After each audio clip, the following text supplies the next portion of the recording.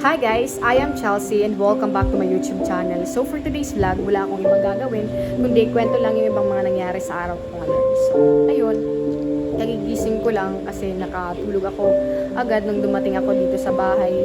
Matapos yung on-the-job training namin dyan sa may SL Ruiz Furniture sa may Barangay Kaibahan, Tacloban City. Kasi may flu ako. Ayun, sa mga naghahanap nga pala ng mga furnitures dyan, paki-visit na lang yung SL Ruiz Furniture or Stylish Living Furniture. Yung ibig sabihin kasi ng S is stylish at yung ibig sabihin naman ng L is living. Kaya Stylish Living Furniture or SL Ruiz Furniture. At sa mga naghahanap din at sa mga gustong pumili din dyan sa may Zamora, meron din silang branch din sa Zamora. Pero mas malaki doon sa may Barangay Kaibahan, Tacloban, dito sa Tacloban City. At ayun, bigla lang kaninang after lunch lang ako nakaramdam ng pananakit ng katawan dahil sa hindi ko alam kasi baka sa sa puyat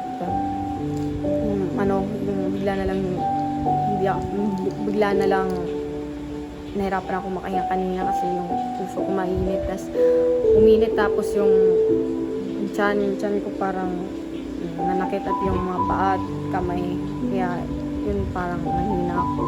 Kaya nakatulog ako agad nung dumating ako dito sa bahay. Ayun, kakain ako ngayon ng silog galing sa Big Daddy's Cup kasi hindi pa ako kumain at inumin ko yung bio na to. Samahan na rin ng calamansi juice galing sa C&E ba to? Ay hindi. Hindi ko mabasa basta ito. Sarap ko. Para agad yung ko lagnat ayun. Yan lang yung update ko ngayon sa mga nangyari ngayon sa araw na to.